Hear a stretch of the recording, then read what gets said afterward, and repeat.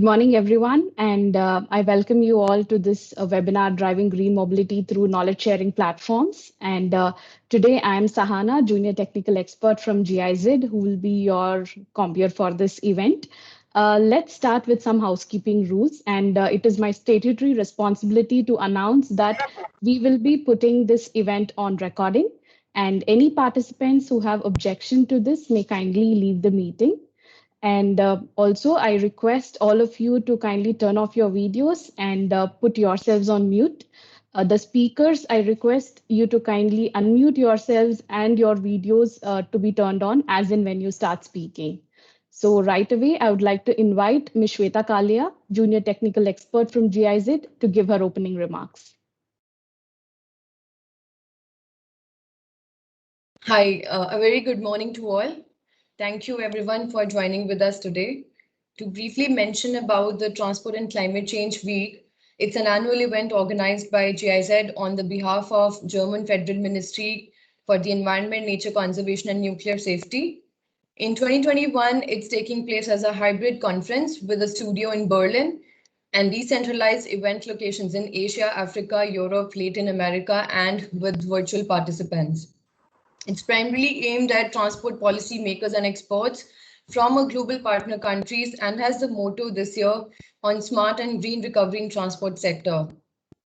Under the TCC Week 2021, we have this webinar on driving green mobility through knowledge sharing platforms, where the key experts will discuss and share valuable experiences for leveraging the benefits of digital tools and knowledge collaboration to advance in sustainable mobility.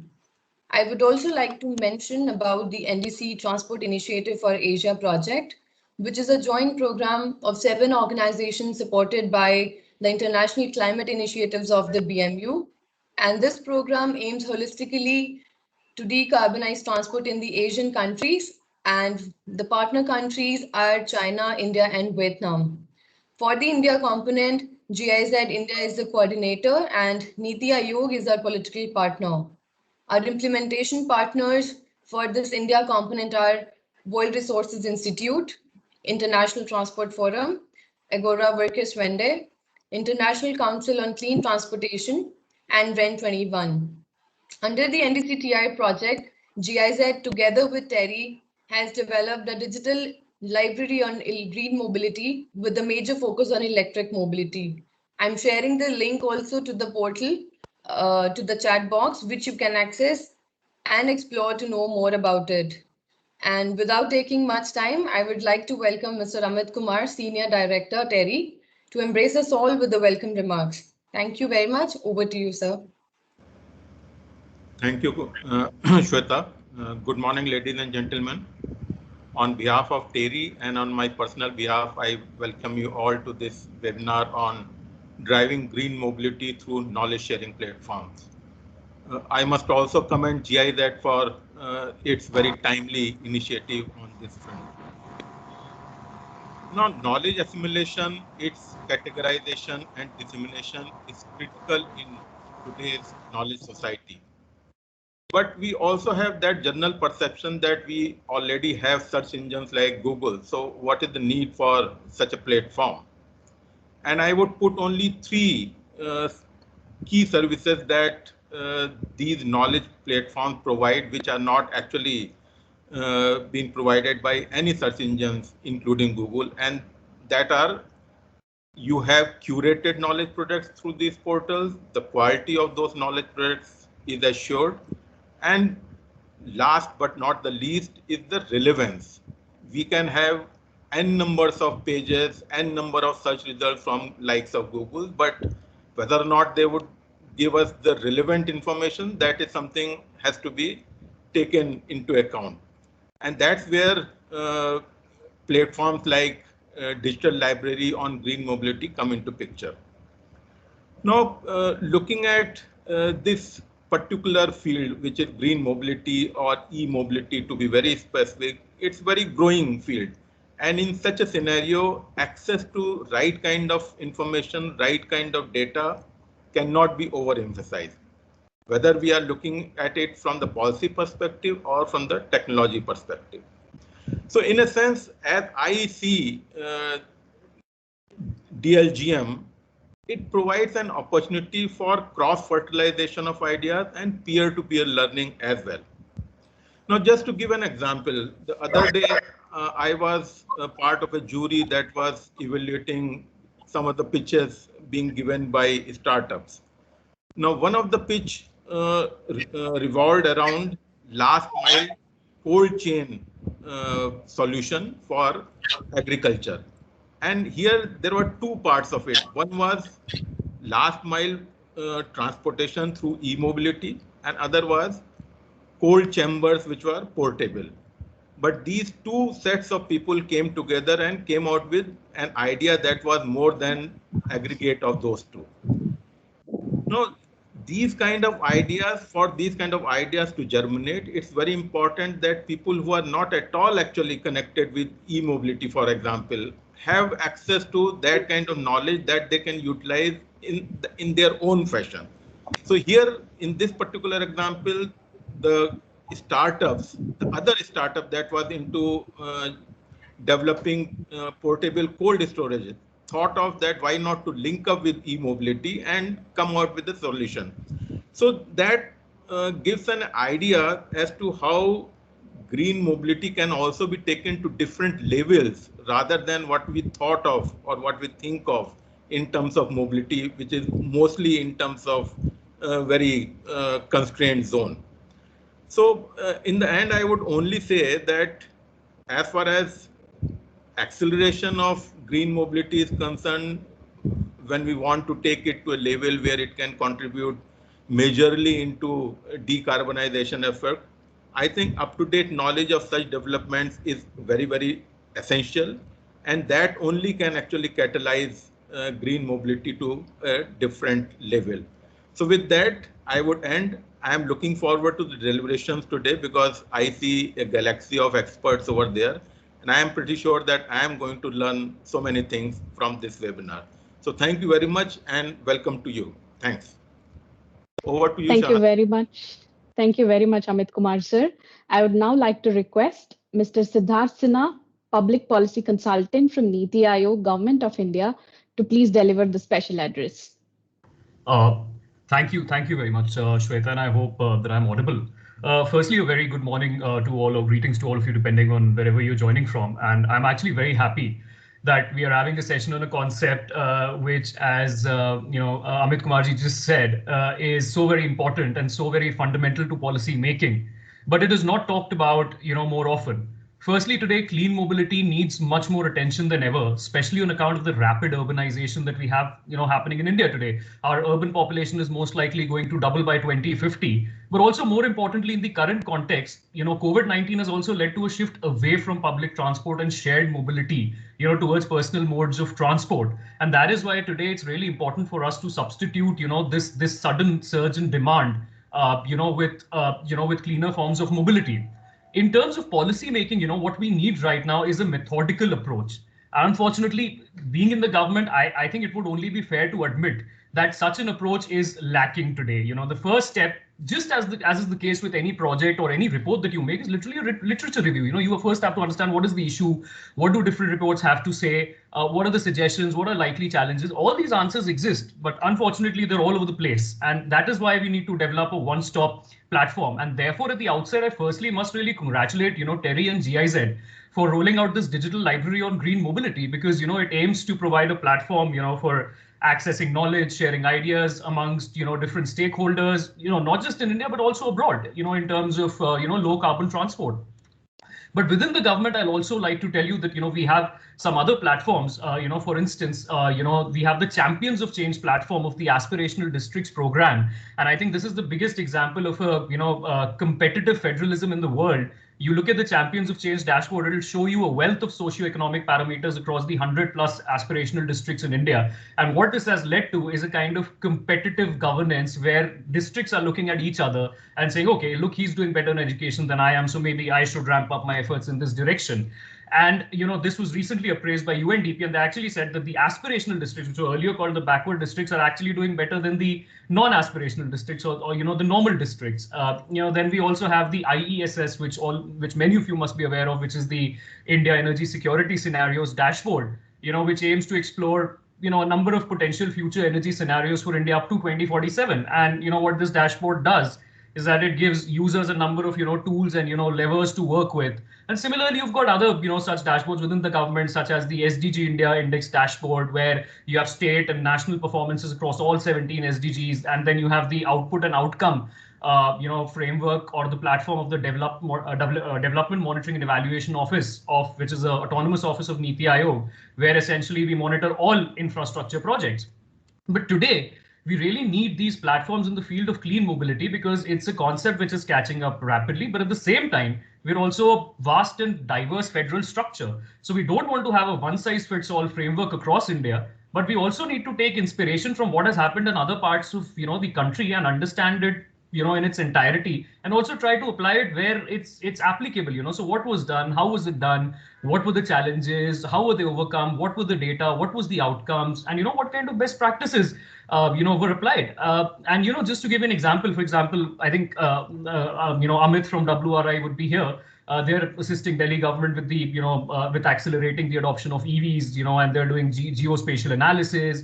Look at the work which Delhi Meerut RRTS is doing, the first ever regional high-speed mobility project in India. How they've minimized land acquisition by deciding to build over the central verge rather than acquiring massive tracts of land. How they aim to bring in last-mile connectivity with trolley buses. Look at the work happening in the field of intelligent transport systems in Mysore. They've done fantastic work in completely revolutionizing, their bus systems, and how ropeways in the north and northeastern states is being explored as a form of overhead mass rapid transit.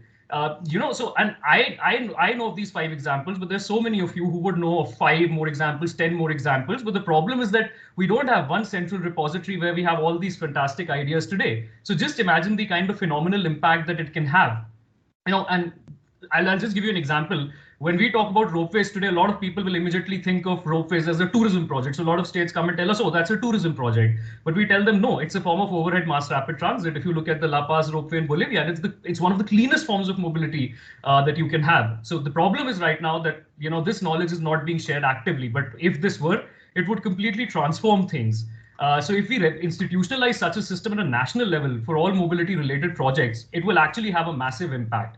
So just to conclude, right now, our biggest challenge essentially is to kind of break the silos and encourage a culture of working and sharing knowledge collectively. We have to look at the overall positive long-term gains and the positive spillover effects rather than the short-term aspects, such as, authorities or agencies being territorial about their own projects and keeping the learnings to themselves.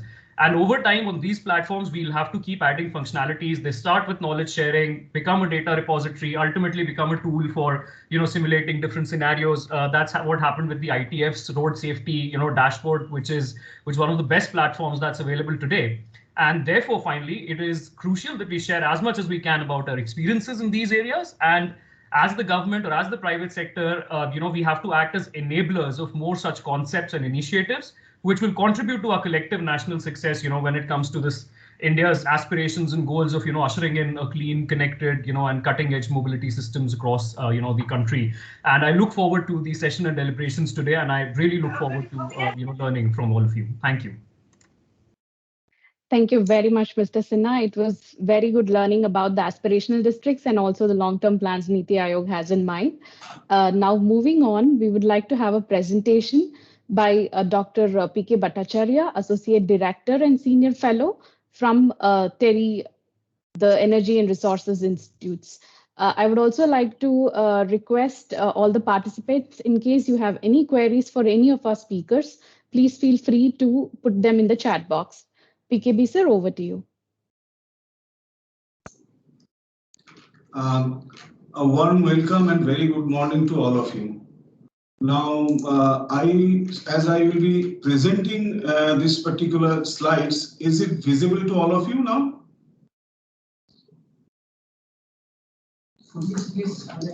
Okay. Yes, just to in consideration of the last 2 speakers, what they have already pointed out, that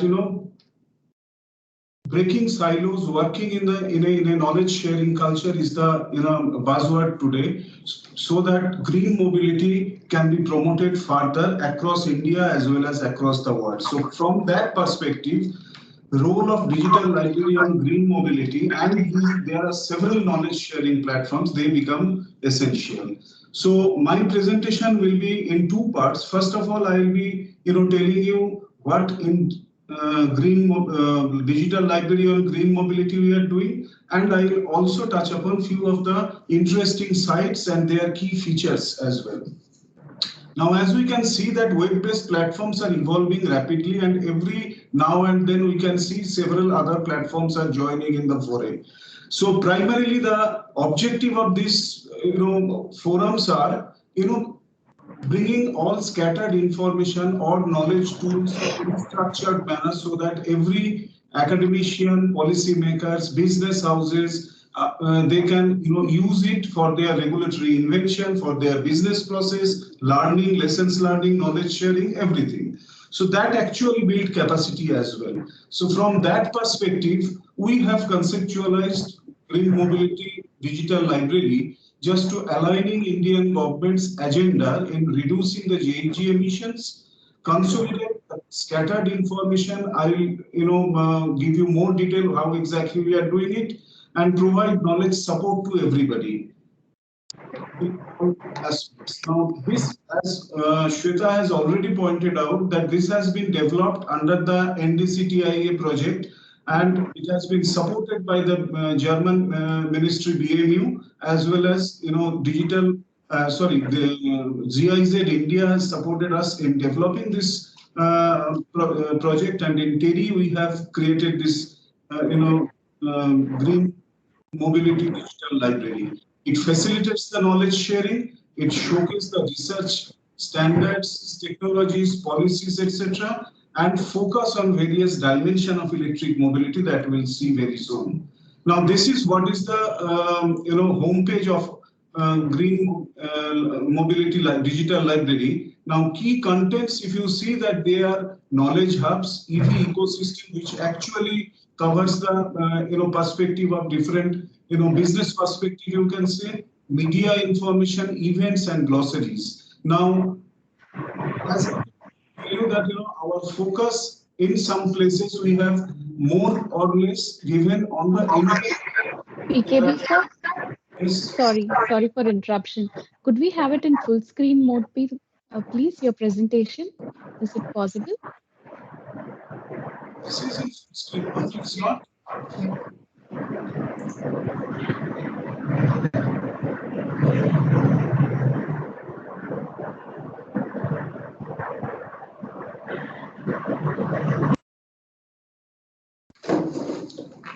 Yes, sir. Now better. Yeah. Okay. Thank you.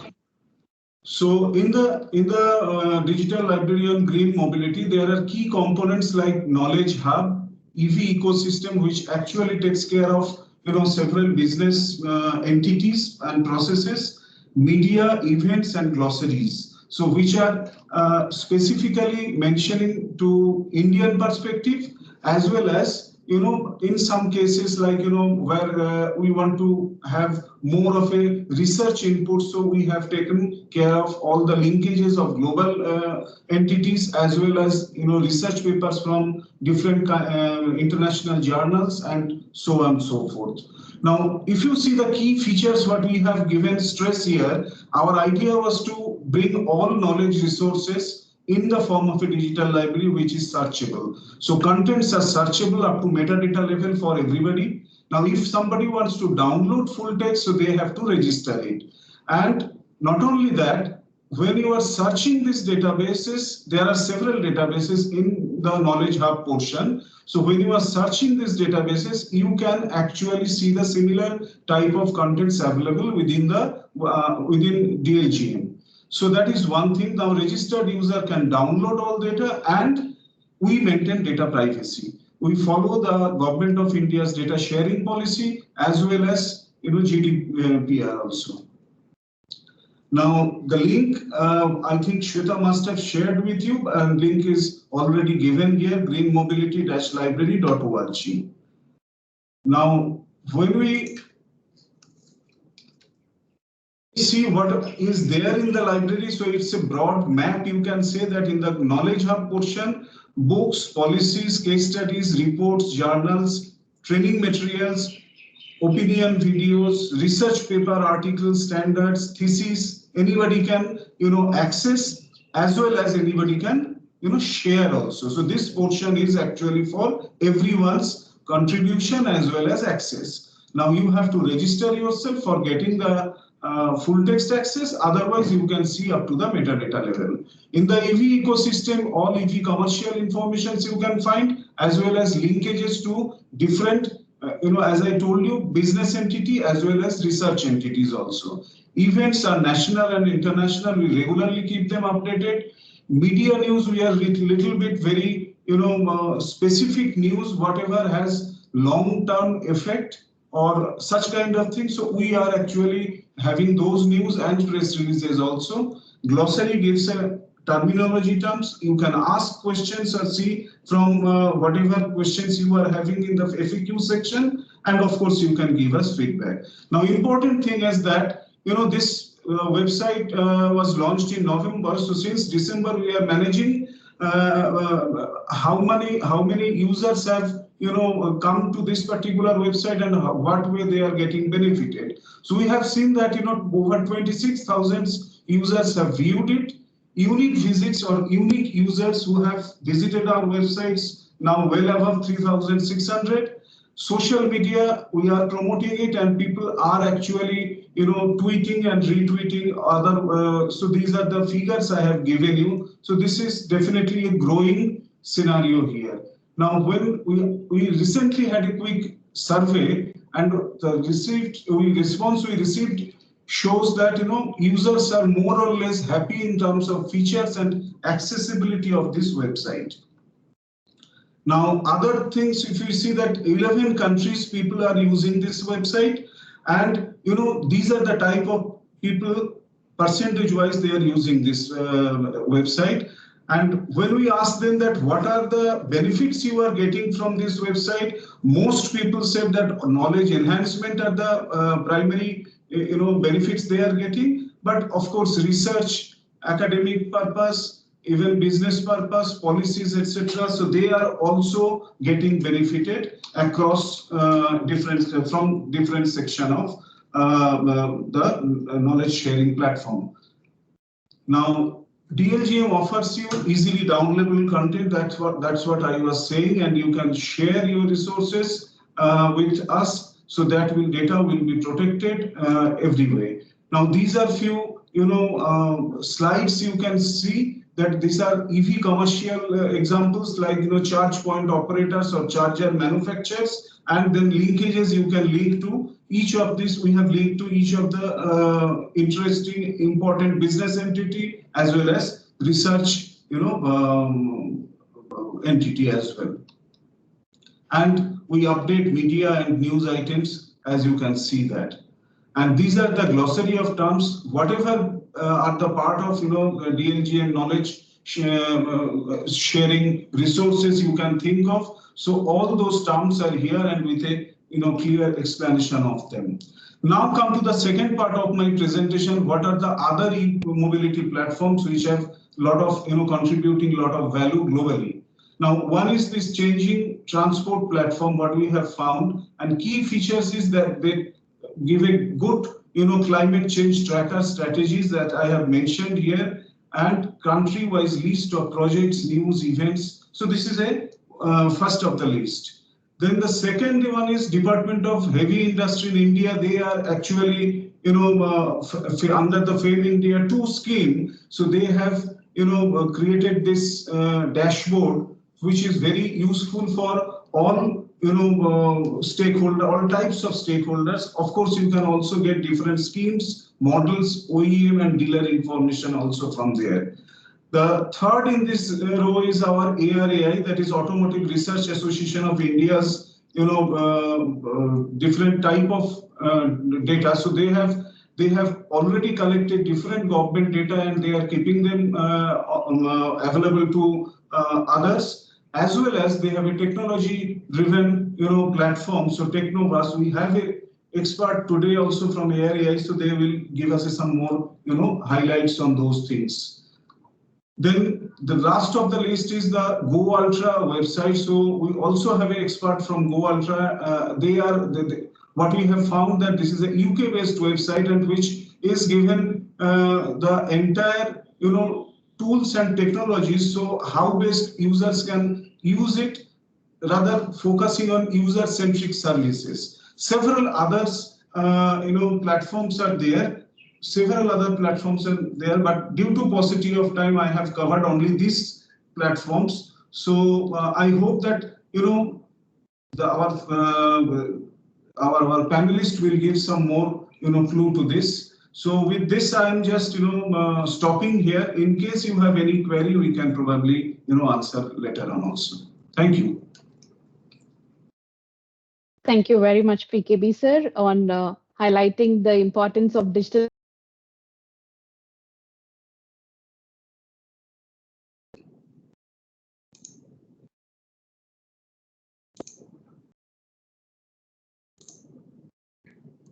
speakers and the moderator to kindly switch on your video cameras.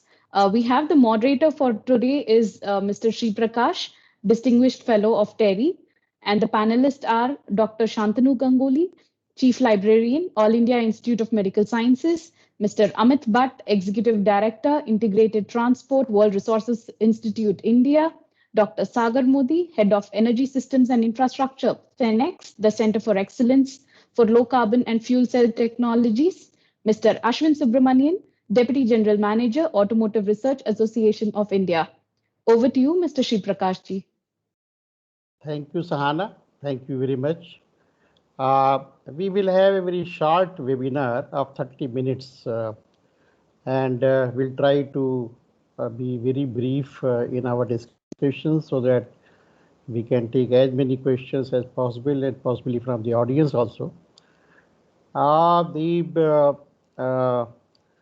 was very impressed, that what has been done so far. Mr. Sinha talked about the possibilities that are getting open in the policy making side, and also, the platform that Mr. Bhattacharya has shared with us, and then, in fact, when I was there in the policy making side and implementation side, I did not have the luxury of having this kind of the aids and tools.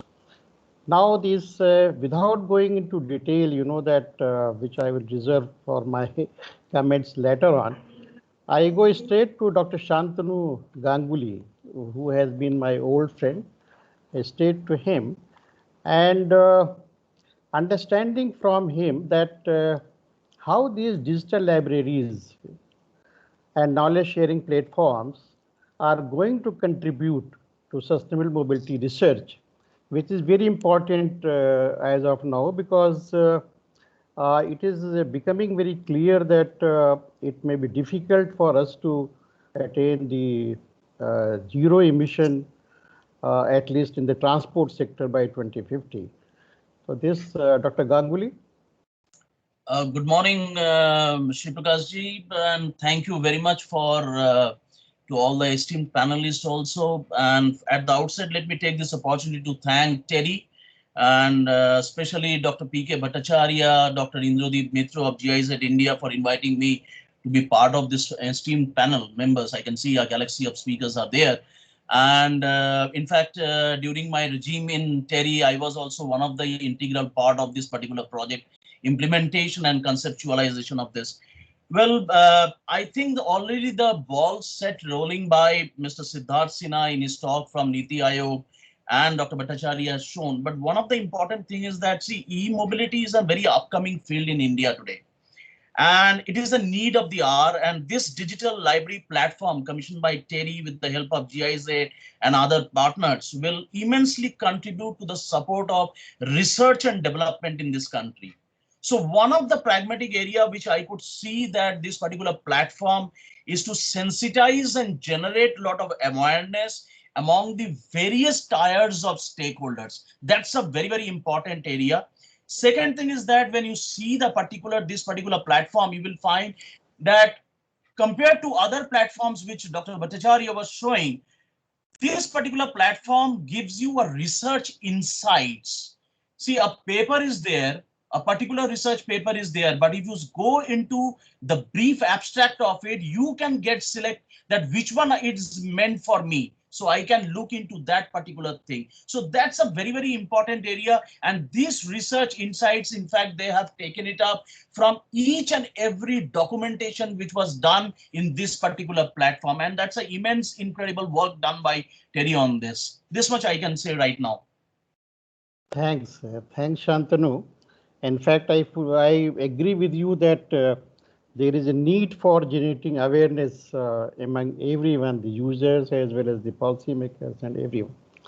And of course, we'll be getting a lot of research insights as well through this platform. Now I turn to my old friend Amit, and Amit is basically a activist and also researcher.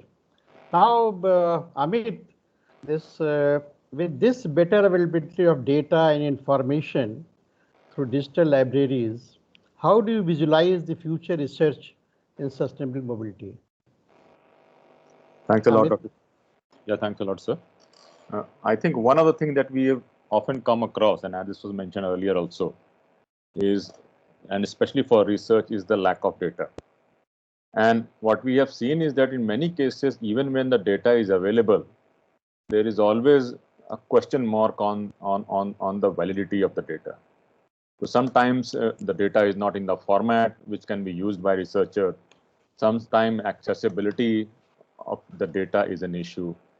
So I think one is very important is if we are able to open up whatever data we have, because one is to collect new data and we should go ahead and get as much data as we can. But I believe there is already a dearth of data which is available. It's just that it is not open for researchers to use that. I mean, you will come across many cities during the JNURM times came up with comprehensive mobility plans. Hardly 10-15% of these mobility plans are available for people to access. And even in that, the data is not available. So the analysis which is available. So many cities have collected and collect data. The question is, how do we open it up? So that's one. I think so. This digital library is a great example of helping. Second, I think initiatives like this will also help state governments and central government and the departments to further advance opening up of data.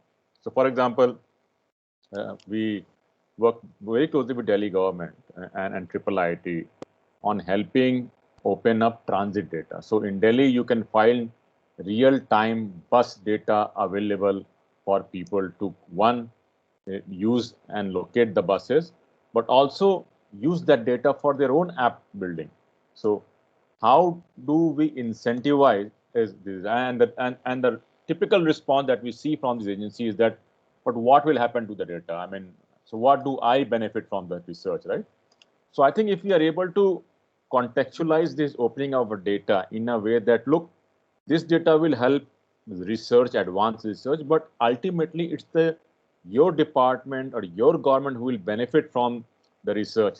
You can make much more judicious decision on investment, on prioritizing what you need to do.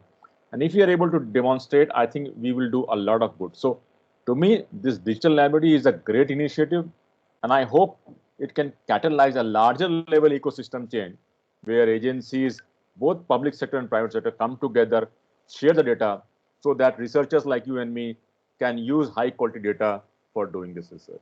So congratulations for making this a reality. Thank you, Amit. I agree with you that whatever the research is being done is based on the lack of data is very visible and authenticity is also questionable.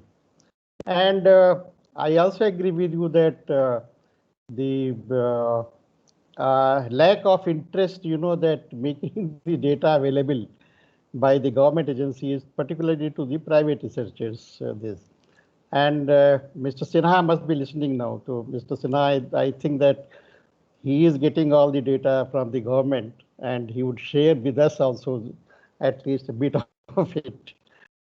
I'm just putting it in a lighter vein. We are getting a lot of support from NITI Aayog. Now, I now turn to Dr. Modi. Now, Modi is, you know that I don't know much about the IT and e-mobility tools, etc. You know this, because at my age, it is very difficult to learn also, you know, that new things are coming up every day.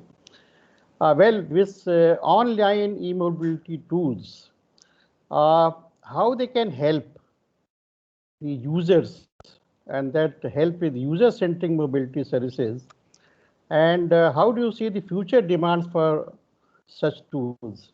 Obviously, there should be a demand. Dr. Modi? Yeah, thank you, sir.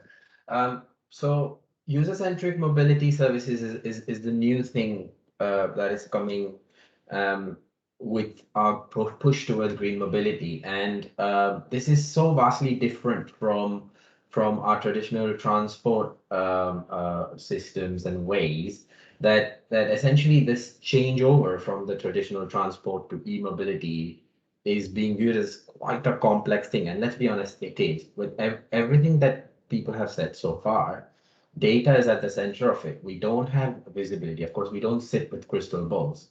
And if it's so difficult for experts to come together and come up with solutions, we can imagine how difficult it is for your final end user and at a personal level to make decisions to be more green is quite a daunting task because there's a lot of information, there are too many factors. So it is essential that there is a way that this information is put in front of users, in front of final users, in which they can digest this information more easily, understand the topics, but also use tools to help them make guided and more firm and confident decisions. We don't want to put people off moving to green mobility because that's going against what we want to do as well, internationally, not just nationally in India, not just nationally in the UK, but internationally. We are all moving towards net zero. And as you know, let's take the example of the GIZ strategy for this week, which is, I just wrote it down. It was, you know, you want to avoid transport first and you want to improve it, rather than saying we go for personal mobility and all go and buy electric vehicles. That may not be the correct answer for everyone. That may not be the correct answer for every country or every state or every region. And because things are so vastly different, to understand them at a personal level and make a decision tomorrow that can I go and buy an EV and will that work for me? These tools are absolutely necessary. Let's take something as complex as the total cost of ownership. This isn't a very user-friendly topic, but it's absolutely essential to understand that in certain cases, and it may be your case, that total cost of ownership of having an EV today is actually going to be cheaper over, let's say, 1 year, 2 years or so, compared to your traditional transport options, which you have at the moment. But you have an expert talking at you essentially about TCO. You're going to lose, you know, you're going to lose the drift. You might even misunderstand the fact. But if you have a tool that's user-friendly online that you can go and access in your time and engage with interactively, then the chances of you digesting that is much easier. And ultimately, we have to think that it is the people who are going to bring the change. It is the experts who are going to guide the people to make the change. So we've got to do everything we can to make it easy for people to grab that information, to understand that information, and to make the change. And lastly, it is worth noting that, you know, some statistics, for example, 66.6% of the world's population, which is about 5 billion people, use a mobile phone today. Okay, and 60% of the population of the world, this is 2021 figures, have access to the internet. So the internet as a medium for accessible tools and interactive tools is a great way forwards to make this big change.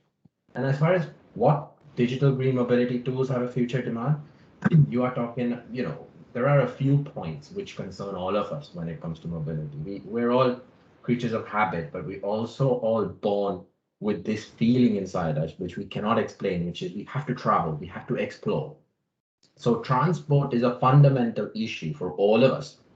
We cannot give it up. And I think experts are not trying to tell the world, the people, the nation, the region to give it up. We're just saying we want to shift the way we do things, shift behaviors. And we know shifting behaviors is very difficult. And it takes a long time. However, we all have very compressed timelines to meet the net zero targets that we've set for ourselves. So how do we do this, and how do we take people along for the ride? This is very important. And for this, two things need to come together. Open data, verified data at a national level, which can be used by private sector to actually compete on an even playing field. So collaboration rather than competition is probably the way forward, and it's going to bring things together in a way that's going to help us achieve these targets in the times we've set for ourselves. What are the things that concern people? So what are these tools that are going to be important? You know, money, mileage when it comes to transport. What are the green options available? Do they actually work for me? You know, how costly are they going to be? How do I make sense of all of this different information? And I have to change my behavior. If I'm buying an EV, I can't refuel my car like I was refueling it before. I need to know where these charge points are, and they take sometimes 2 hours, sometimes 4 hours to fill my car up. There is a new cost to consider because electricity is what I'm paying for. I'm not paying for fuel anymore. So how does that work out? And where are these places I can refuel? So all of these things are what we want to answer with these things. So as far as demand is concerned, people want to know what cars they can buy, what vehicles they can buy, what scooters or e-bikes they can buy, whether they will work for them. So somewhere they can put their regular journeys and actually be able to understand interactively with a tool and with all of the knowledge around it, whether actually it is any sensible anymore to have a car that does 500 miles or 500 kilometers of mileage in one fuel tank. Is that important? Because if I'm only doing 50 kilometers a day of mileage, it's suddenly not that important for me to have 500 kilometers in my tank at all times. So again, it's a change of behavior, and it can only be brought by tools like an EV selector, a journey planner, something that can give them information on the questions they ask. What are the incentives in my region which will help me switch to an EV? Or, what is the cost of electricity if I today plug in my EV at home or indeed on the street where there is a public charge point? And where are these places that I can charge? And all of this has to be driven by dynamic, open, and verified data. Okay, thank you very much. You have very beautifully explained. My doubts actually are also much more clearer now. Thanks a lot, Sagar. And now I turn to Mr. Ashwin. Mr. Ashwin is Deputy Manager, Automotive Research Association of India. Ashwin, which technology strategy needs to be adopted for promotion of electric vehicles? Because now we are talking about promotion of electric vehicles, and we want to hasten the process. So what do you suggest that which technology strategy should be addressed first, particularly in view of these ongoing digital transformations that are taking place, which Sagar explained very beautifully. Ashwin? Yeah, thank you. So I would perhaps put this in 3 points. The first, which has been covered quite nicely by Dr. Modi and Mr. Amit, is by leveraging the strength, reach, and democratized nature of technology and the internet in the spread of information. Now, as has been correctly pointed out before, unless people are actually aware of how using an EV is going to meet their needs and perhaps even exceed their needs and expectations, unless this information is available to them readily and in an easy to understand manner, the transition is going to take much longer. So the first is using or leveraging technology to dispel myths, make people aware of the different schemes and policies and incentives which are available, sharing other positive experiences of EV users, addressing the needs of the consumer in layman terms, such as the total cost of ownership and the availability and their requirements for charging, various do's and don'ts, and leveraging the strength of and the decentralized nature of social media for better spread of knowledge and information. This is perhaps the first and most immediate thing which can be done. And this is quite frankly being addressed quite nicely by Terry and the Digital Library on Green Mobility. The second is leveraging data for gathering customer needs in a much more effective way to come out with more customized solutions and user-specific requirements. So we can see this in the form of a number of startups which are not just working towards the traditionally defined mobility and EV solutions, but more specific and customized EV solutions for all sectors or across sectors. So, for example, we are starting to see electric tractors where the inherent disadvantage of batteries in the form of weight could actually be an advantage for them, wherein an additional weight is something which is a benefit for them in terms of performing the various operations on the field, or developing of customized urban mobility solutions in the form of either scooters or customized vehicles for delivery drivers and so on and so forth. So gathering and compiling the data and using it in a more meaningful way to develop solutions for different users across sectors is the second point. And the third would be perhaps developing a more user-friendly UI for making the EV transition far more appealing. So, for example, Tesla has done this quite well in form of helping people plan their entire journey from start to end in terms of the availability of charging stations, when they would have to charge depending on what speed they travel at or what the traffic conditions are.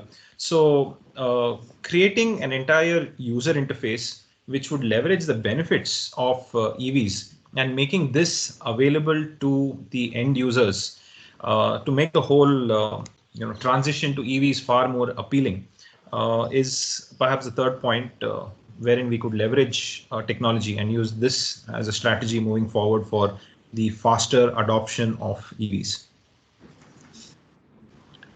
Thanks a lot, Ashwin, explaining so beautifully.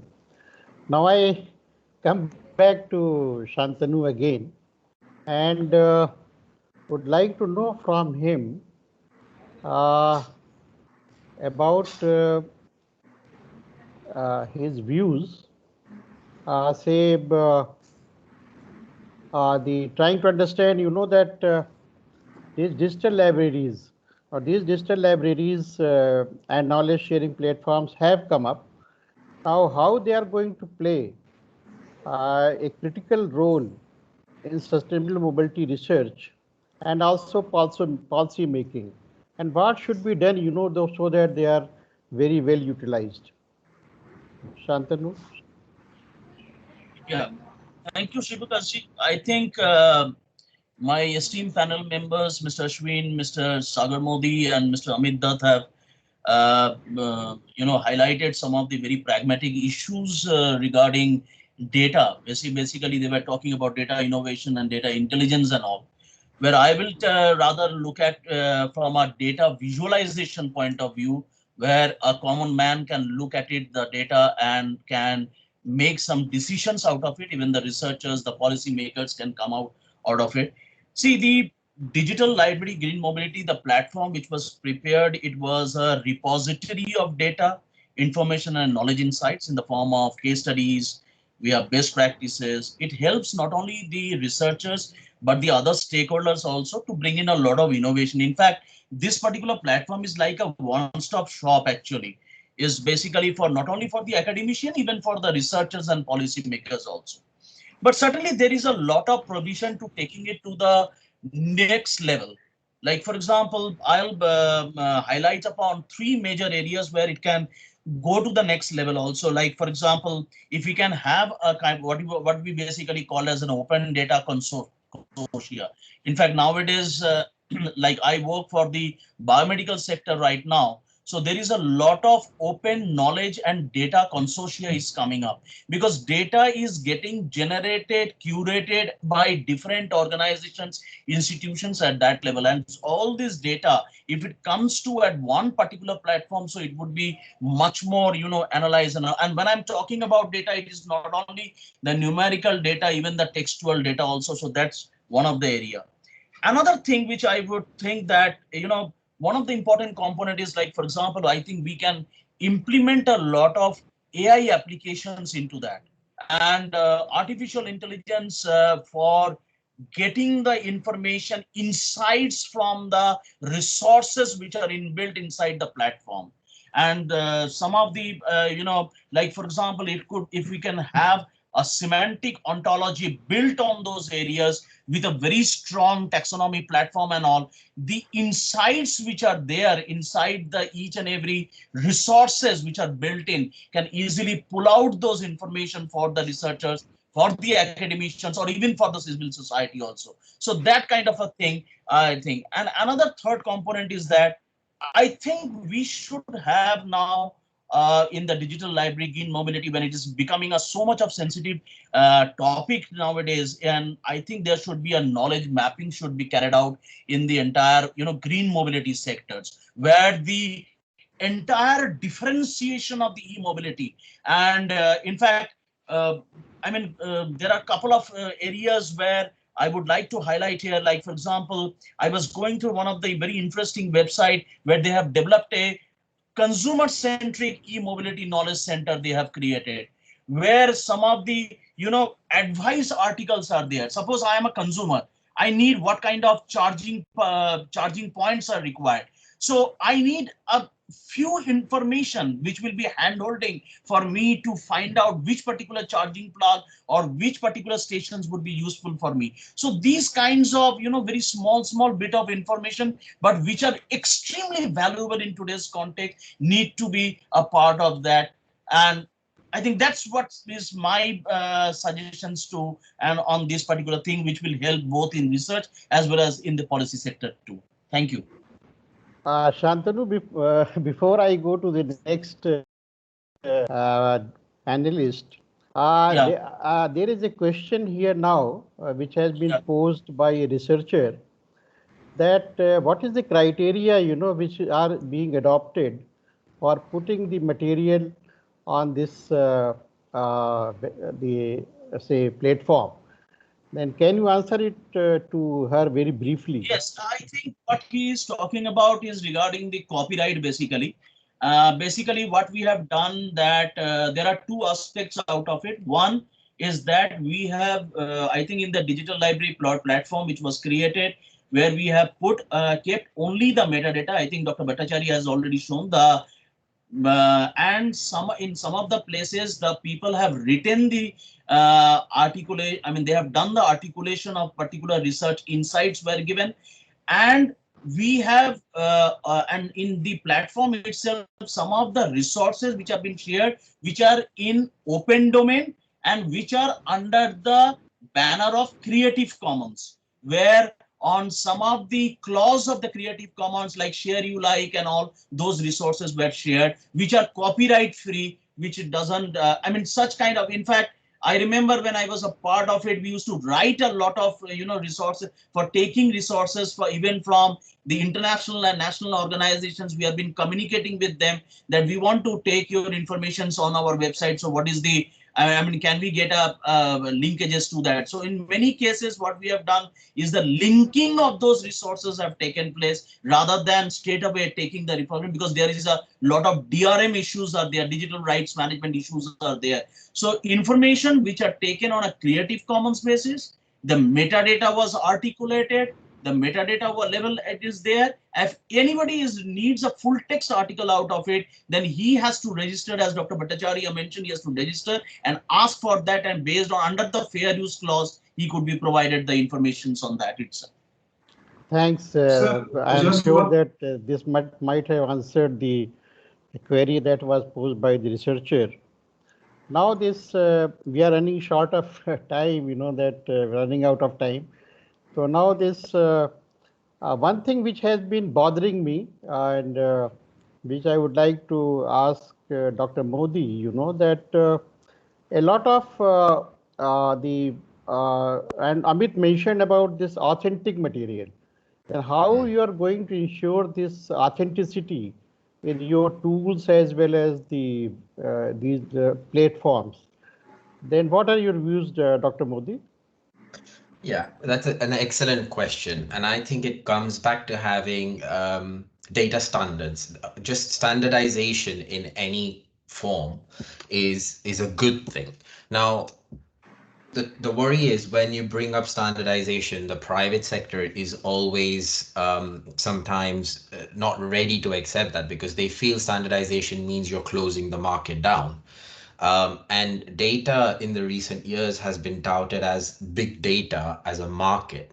However, we need to understand that data in itself, as many of the panelists have said, is not as valuable as clean, curated, and verified data that is actually useful for the next person on. So that curation is the process that brings value to the data. Is really what we're talking about is we need to figure out what the value chain of the data is after having created some standards which ensure that verified data is being put into databases. Let's say the good example is that the UK government has an open data initiative, which means that there is certain data that is curated by the government and different offices of the government and put there for basically for the use of researchers for free. There's an open government license under which you can get all of that data, whether that's quantitative, qualitative, or analysis or report-based data on transport, on energy, on different vectors that are necessary for us to all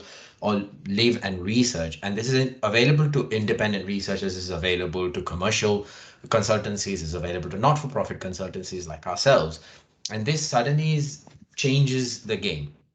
By no means is it perfect. There is so many different things that still need to be worked on. However, what gives us the confidence as researchers and as consultants to use that data, to believe that data, is the fact that it's coming from a standardized format of curation, which is a standard created by the government, where they will first look at the data that they're getting or they are collecting in certain cases, and it will pass the rigorous test of the government data validation and be put on as for free use.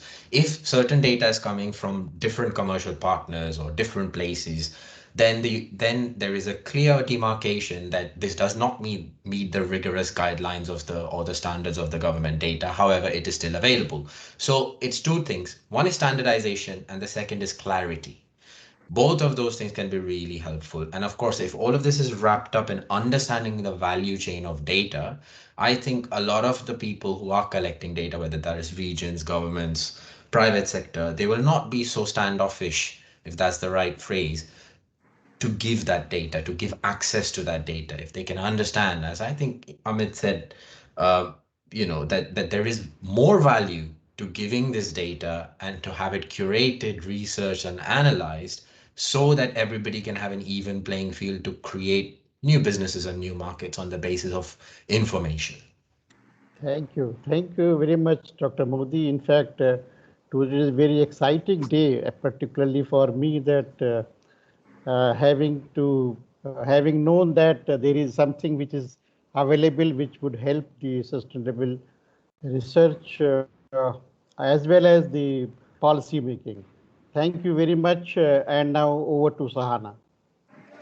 Thank you very much, Sri Prakash ji, and all the panelists. It was a wonderful discussion, and we are very glad that we were also able to answer a couple of queries from the audience. Unfortunately, due to lack of time, we may not be able to go forward with the Q&A session. And I would like to invite now Ms. Shweta Kalia, Junior Technical Expert from GIZ India, to please deliver the vote of thanks.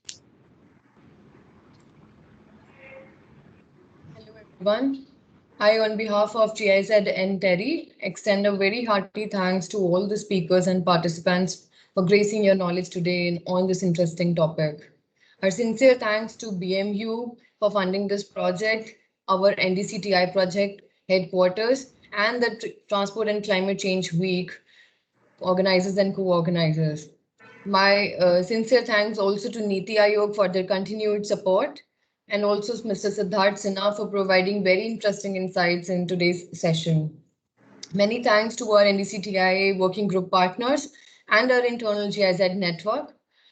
As a closing remark, I would like to mention that knowledge sharing and exchange through comprehensive digital platforms like DLGM can make a huge impact in promoting nascent and innovative technologies, including green mobility, and having a wider adoption among people at large. Thank you, everyone, once again for your participation. On the ending note, I would also like to announce about our next webinar we have in the TCC week itself, and that is on EV charging infrastructure and grid integration in the Indian EV ecosystem. This webinar is on 24th of June at 10 a.m. Indian Standard Time only. So we will also be sharing the separate invites for this. We look forward to attending that one also, because this one is going to be very technical, and I think we will be able to gain great insights on that as well. Thank you, everyone. Thank you. Thank you very much. Thank you. Thank you, everyone. It was wonderful having all of you, and thank you for your kind cooperation and your time. And Thank you, we hope you all everybody. have a very great day. Thank you.